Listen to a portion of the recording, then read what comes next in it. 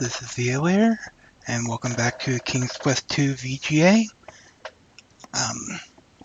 Last time was several months ago, actually. Apparently I didn't record a part and never noticed it until it was actually brought up. So, the actual last time was we had just gotten the trident from the Sharkies, and we are returning to King Neptune. So let's see how that goes. The trident guides you back to Neptunes Realm.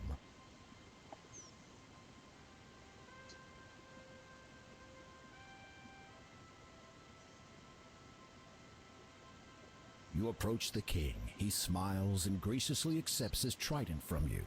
Then he calls everyone to attention. To commemorate the return of my trident, and to honor King Graham's success, I hereby call for a celebration. Woo, party! The celebration lasts for some time. You eat, drink, and have a merry time with many of the mer people.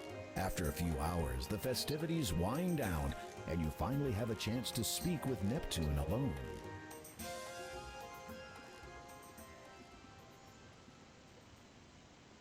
The gems of nature represent the three stages of life. Water gives birth to life, and thus what I have given you is the first of three. Second is the growth gem, or air gem, for air sustains life and permits it to grow. How might I find the growth gem? I know only that its location is as far above the surface of the land as we are below it. Beyond that, I cannot aid you. A smirk crosses Neptune's face momentarily.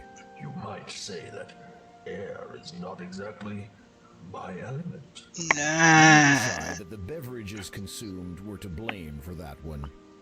And the third gem, Your Majesty? There's no excuse for that Is joke. the death gem, the completion of life and the natural order of things.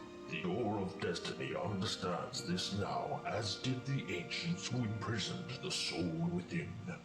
As for that gem's location, I had hoped you would have no business venturing to the castle.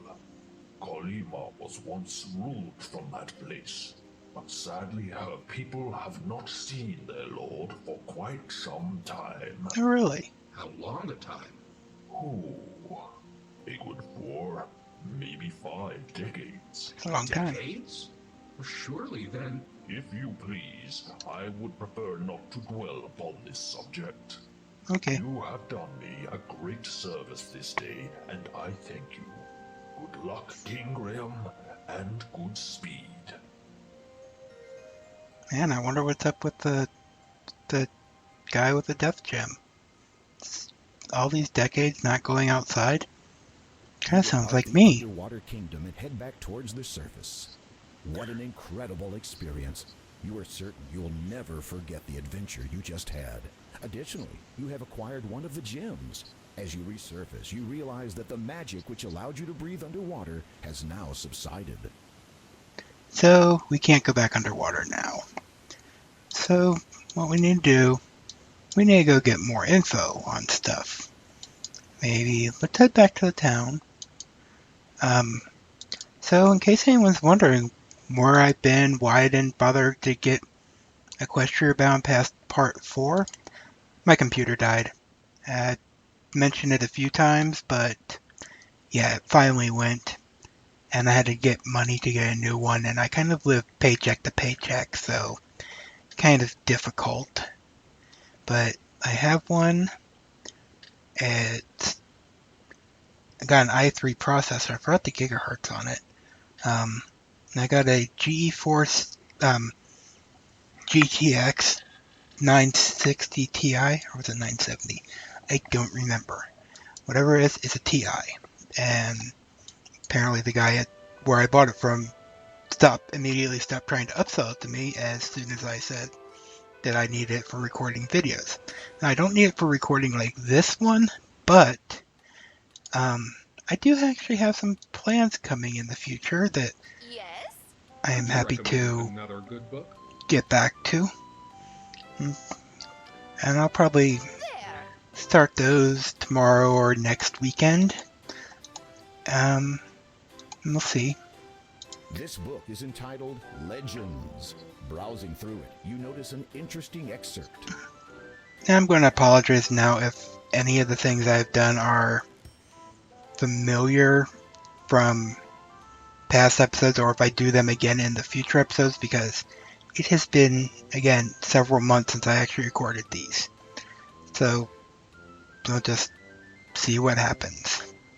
Daventry's first king, known to many as Legitimor, is as much an enigma of history as he is woven into the fabric of legend itself. Though his passing occurred nearly 1,000 years ago, it remains somewhat unclear as to the manner of his death and what became of the power he wielded. Historians do know that Legitimor was a powerful magician, or wizard, as he might be called nowadays. He is largely credited with bringing, along with his kind, magic and civility to Daventry and the world surrounding it. According to legend, during what was arguably the bloodiest war Daventry has ever seen, Legitimor sought to commit his awesome power to the cosmos. It is believed that he blamed himself for the extent of the Grand War, in particular the magic that had been used to exacerbate the death toll. He therefore chose to render himself mortal, an action that would prove to be his last. However, legends would also suggest that his power may be attainable, if only one were to perceive and understand how and when. This is evidenced by a parchment located just a few centuries ago and dated 30 years after the first king's death. That's kind of interesting. If seekest you the power of Legitimor, thou shalt be well appraised. It will not be an easy task. From the path thou may be swayed. For in great Daventry lies the means for which it may be found, belonging to one who rules the land, by one who wears the crown. From this circle nature springs, from royal thoughts thus sown, though woe betide the unjust thief who claims it for his own. In this great land 'tis known to rest the corpse of Legitimor, who died defending his home turf in a long fiercest war. His great mistake which sealed his fate, he cast his magic aside. Up high in the heavens, which forever stretches wide, but the search may be rewarding for the seeker of this power, as its apex soon approaches, when cometh the darkest hour. Hark! Spy sun and moon and planets, as all of them align. The one prepared for the ascension will surely see the sign. Power thus can be granted to just one from this great tool. If one be thee, then thou shalt be the everlasting jewel. That's interesting as well. Seems to suggest planets align, good or bad stuff may happen. The first king's brother, Morgelian, was also presumed killed in the Grand War. Legitimer's loyal first knight and successor, Granthith Thor, ruled over the realm for nearly 50 years. He sired a number of children who either remained to guarantee the continuation of the royal bloodline or had set forth to build kingdoms of their own. Until King Edward died. Then it's was ours. Yay! Yes? Could you recommend another good book? There. Alright, let's see what this one says. This book is entitled Power, Politics, and Pulpits. Browsing through it, you notice an interesting excerpt. In many lands, the church and state have long shared a mutual distrust of one another. While the state is responsible for wealth and security of the realm, the church's concern is for the moral standing of the population. It is said that when one intrudes upon the domain of the other, discord is inevitable. In no other place has this been more unpleasant than Colima. The feud between the two institutions there dates back many decades. In the days of the late Count... I'm not even going to try. Lord of Colima spoke openly of the need for change, chiefly regarding the education of the common people. The Church of the Faith maintained that the simple people were of the land. They knew their right place, and thus their path was secure. Years later, the young and idealistic Count Caldor declared that the Church of the Faith had purposely been holding the people back, retaining their ignorance of literature and the wider world for their own selfish benefit. Naturally, the church resented this insinuation and in turn declared Caldor a heathen. We've heard that name before, haven't we? At that time, the mood of the population had tense stability in the realm had weakened its dissension between the church and state rose. It may have continued to do so had the situation not been annulled by tragedy. The Count befell a terrible injury while in the forest one night, which later proved fatal. While it expressed its condolences to the family of the fallen lord, the Church of the Faith asserted that only through its own vision for claimant, not the rulers, could people find their true path. It is a curious point to note that no new leader has been chosen to replace Caldor, though it has been many years since his passing. When questioned about this, townsfolk are likely to either ignore the inquiry together or cast a furtive glance in the direction of the now inaccessible castle. Wonder why they do that. And This room can communicate. You have nothing. apparently that's all of our books. I was doing a run through of this before I came here because I actually had forgotten how to do stuff.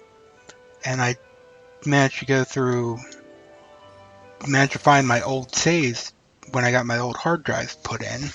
So I was able to get back to exactly where I was when I ended the part 7.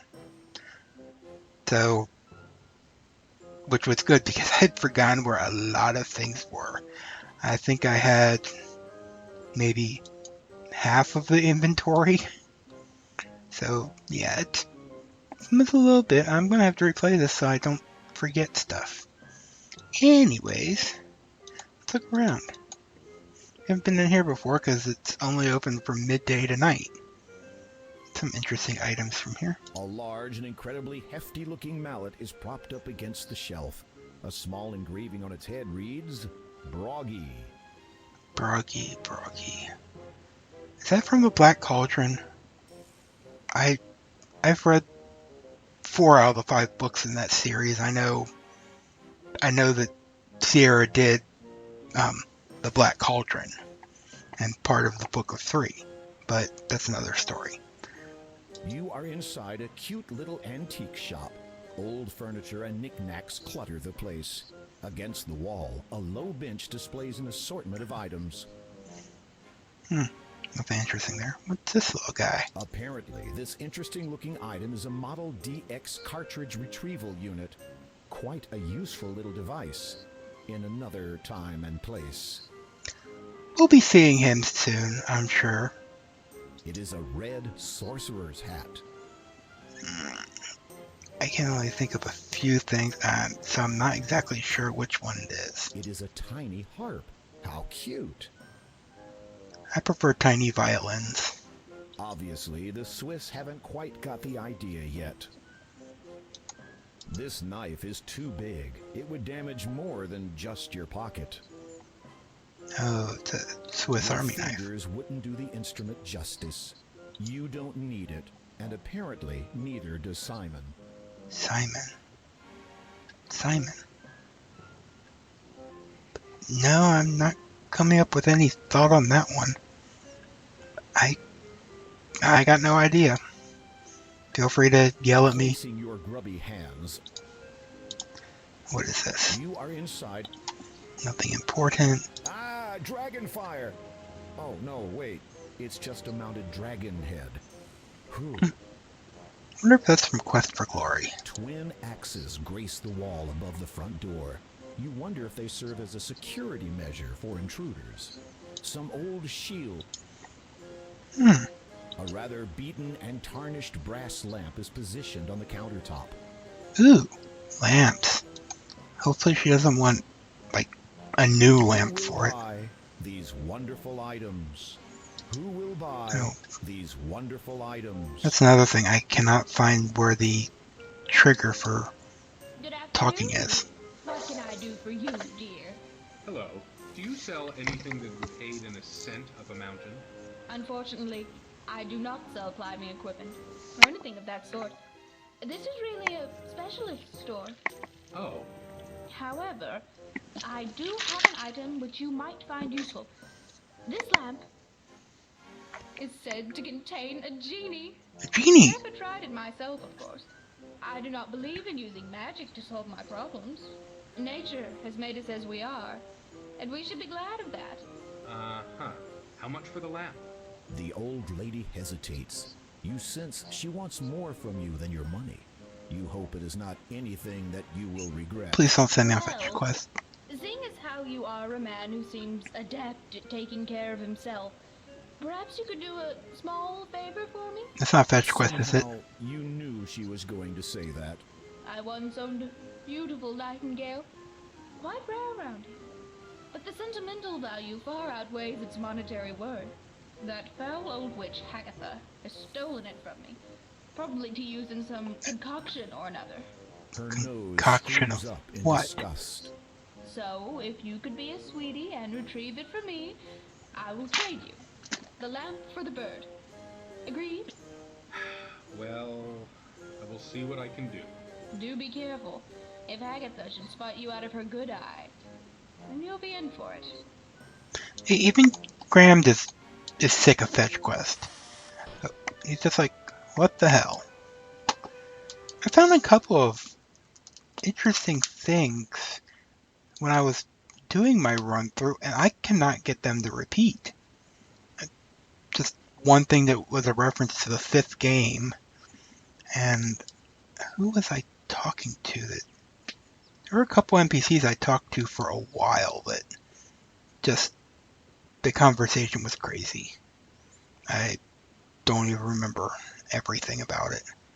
No, that's not the screen we want to go up onto. It would be the next screen, which is right here. Yep, you remember this. It's the Batcave. Unless you are mistaken, the symbol above the cave entrance bears a striking similarity to a bat.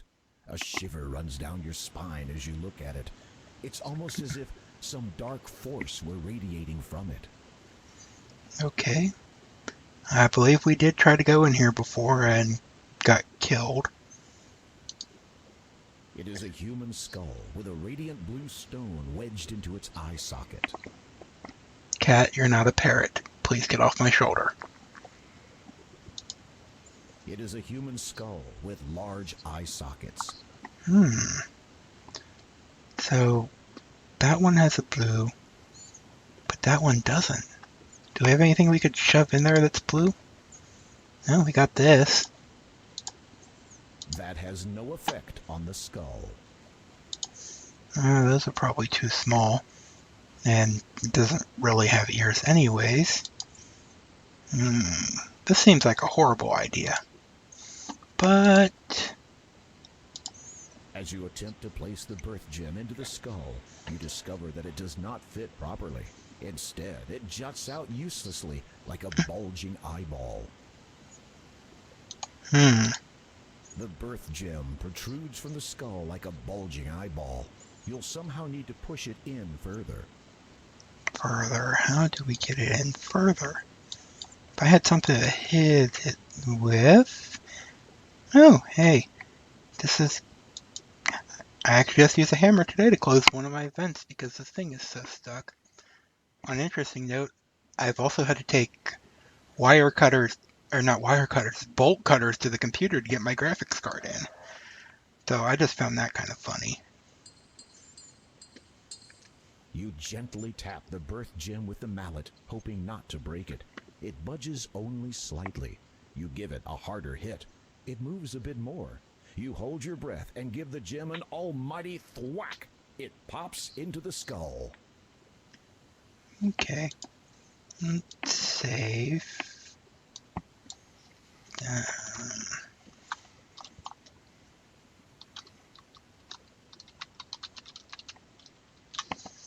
Because it's a witch. And what do we burn apart from witches? More witches. Oh. You saw black glow. You did not slow. Turned not away. You've had your day. Good thing I saved there, because, as I said, As you face the skull towards the image of the bat above the cave, you notice that its wing has faded slightly. However, you suspect that whatever danger the bat represents is still in effect. Oh, we just have to turn it towards them. You turn the rightmost skull so that it faces the bat symbol above the cave entrance. The power of the two skulls combined has caused the bat symbol to disappear. You sense whatever danger it represented has now subsided. Alright, let's go in. As you enter, you are almost overwhelmed by the foul stench which molests your nostrils. It is obviously coming from whatever Hagatha is cooking in that large cauldron of hers. There are some things of interest on the other side of the cave, but you have no means of crossing over there safely at this time. A caged nightingale sits on the floor near the northern cave wall. The light from outside barely penetrates the interior of this cave. So long as you keep your distance, Hagatha shouldn't notice you. Nope. We'll just kind of stay along the wall. A simple but elegant black cloak hangs on a stand. Black you hear cloak. Agatha begin a chant of some kind while stirring her brew. The fluid of blood. Being as quiet as a mouse, you slide your hand inside the cloak to discover a deep pocket. Amongst sticky and disgusting spell ingredients, you find a tiny silver key and a peculiar golden ring-shaped device. Ring-shaped device. I don't remember what that was for, but I'm sure you'll find out soon enough. Young and fresh. A gilded cage sits to one side of the cave. A beautiful nightingale flits nervously inside. The cage is locked and chained securely to the wall. Okay. Let's save it. Same thing. Haven't gone that far. Let's see. How do we break chains? Of course, swords. That would undoubtedly create a Oh, right. Durr, it's a key. All I need. You slide the silver key into the lock. It fits. You turn it silently, and the chain falls to the ground. What? Uh-oh, Hagatha has seen you. Oh, hell. Well, you are the gentleman, saving me a lot of trouble by coming here.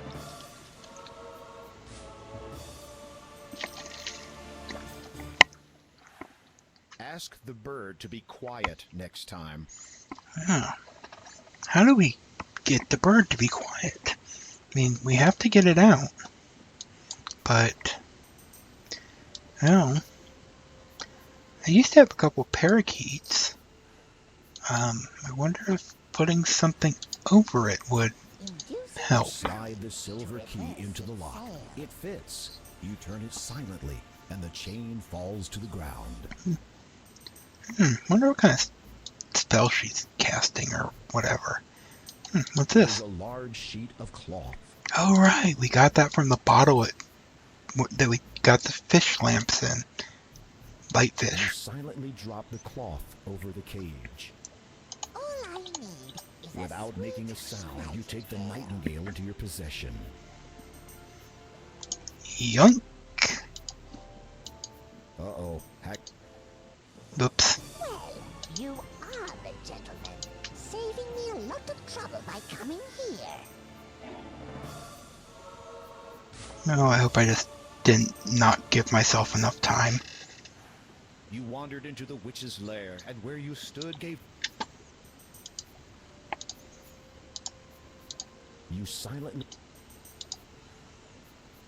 Okay. Let's get this done fast because I don't know if that's a time limit or not. Slide this Inducing time. without making a... It fails. All I need is a sweet night. Yoink. No. Well, we need to get the gem out. Let's just do the only thing we can do. You Smash strike it. the skull with all your strength, and it shatters easily. The birth gem clatters to the ground, along with a multitude of bone fragments. You reacquire the birth gem. Yay. They don't want to forget that. Yeah, let's put it this way. When I was replaying the game from the beginning to get back into the idea of what I was doing before I realized I could get my old saves, I was actually so lost in the game, I actually forgot you had to cross the bridge. Never occurred to me that that's why I wasn't progressing anywhere. But here we are. I found the saves. I kind of did a little run before. Huh. Did we meet this guy yet? It is likely that this haste... Maybe you should do something to help the occupant first. After all, you don't want to get sneezed on while searching the haystack. Yeah, it looks like we've talked to him. Well, You remove the cloth from the cage. yeah, we don't have to worry about Agatha anymore, so... Here, this might help your sneezing. Oh, thanks. Here, you can have this back now. You retrieve the partially used cloth from the haystack. Feel better? Yeah, it's so good to be able to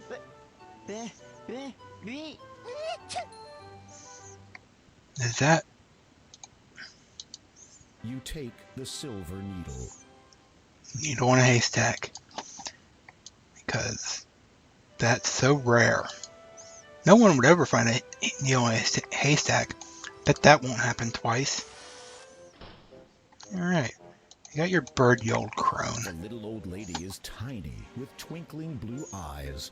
Her white hair is done up in a neat bun on top of her head. She appears at first to be in her 60s. Then you notice the sheer quantity of makeup plastered on her face, and decide that she may well be older than that. Nope. Let's give her stupid bird.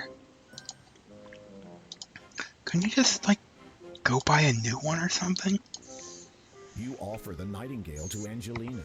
The sheer elation on her face almost makes the whole risk worth the while. Keyword, almost. She snatches it from you and proceeds to fuss over the bird. You wait for a moment, but it seems she no longer notices you.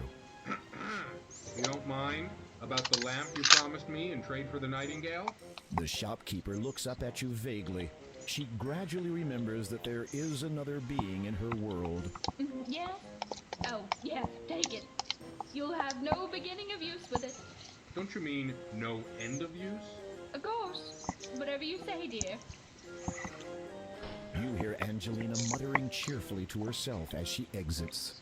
Finally, I have the final ingredient for that marvelous youth potion. Youth potion. I'm going to beat you to the punch, my dear Agatha. Serves you right for hoarding this sweet, juicy thing to yourself. What? You feel a nauseous tinge in your stomach. Well, at least the lamp is now yours. You take the old lamp.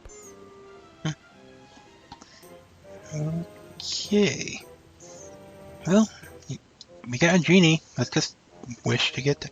Well, supposedly it has a genie in it. Let's see. Let's rub it.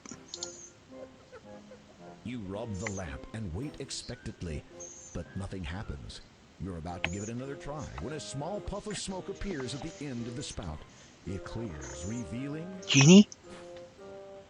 a note. As you remove it, the lamp disappears. You read the scroll. To the unlucky fool who bought this lamp. As you may have gathered, this lamp no longer contains a fabulous genie, as my former master praised him in his greatness has released me with his final wish. However, as a consolation prize, please be advised of the following. Shopkeeper is not to be trusted. She dabbles in the black art, and keeps rather distasteful company. May these words reveal what lies beneath, and may your findings lead you to a higher position in life. So hard like a stone, and white like the snow, stands silent the man who guards what's below. May you forever know the beauty of freedom. Signed, it's Robin Williams backwards. Rest in peace. So, yeah, this was kind of out of place. You examine the statue up close. Aha! There is a hidden latch on it. You flick the latch. A trap door opens up in the floor. Okay. Placing your grubby hands. If you wish to close the trap door. If you wish... I guess we'll just walk down there then. You close the trap door behind you. You see a letter. You read the letter sitting on the desk. Angelina, once again I put to you an invitation to join our illustrious community. Unsurprisingly, you have heard of its reputation through the other channels. I'm sorry, my cat keeps trying to knock over my drink. I personally encourage you to give it serious thought. We are not only interested in new membership from the mages of this world. This invitation goes out to all who believe that when the appointed time comes, only the faithful will be rewarded. The rest of those poor unenlightened fools will perish. All that is asked in return is complete allegiance to the Father. The Father? Wonder who that is. He has guided us from the beginning, and his power is far older than most. I know you are hesitant due to concerns regarding the dress code. Let me assure you that black would look simply charming on you, dear. My gratitude goes out to you for your flattering assertion that would make a fine ruler of Kalima. What a shame that the former ruler has lost all interest in his homeland. I cannot blame him, however. The change struck him quite hard. Yeah, kind of being dead. That I think I would lose interest in everything if I was kind of, dead. To answer your earlier question, yes, I have acquired a nightingale. They are most uncommon in this region, and yes, I am quite sure that if this is the final ingredient required to complete my youth potion, as much as I would like to share it with you, I am afraid that a single nightingale will provide only enough solution for one person. In any event, I shall, of course, pay you a visit the moment the youth potion takes effect. H. Agatha? Ah, she was making a youth potion. And Angelina seemed kind of creepy. Is she going to do the same thing? What do we got here? A tangled mass of jewelry and chains have been dumped into boxes and pushed up against the back wall. Anything You we have want? neither the time nor the patience to go about untangling all of this jewelry. What's You this? see a colorful rolled-up carpet. Let's take it. As you pick up the carpet, you notice a small label which reads, "Property of Al Din."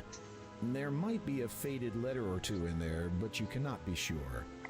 Above you, from the back room, you discern Angelina's voice. I did it! I did it! The youth potion is finally finished. All I need to do now is drink it. Angelina, show Uh-oh. yourself, you scurvy wench.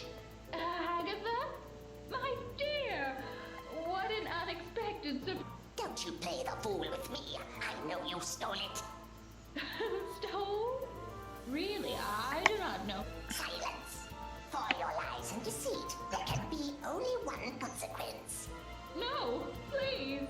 I can explain. I said silence. Oh, and one more thing.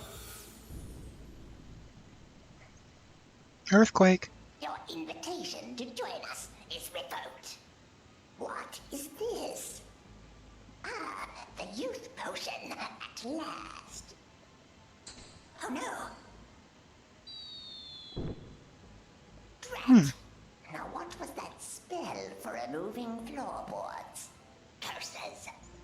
I shall have to go back and look it up.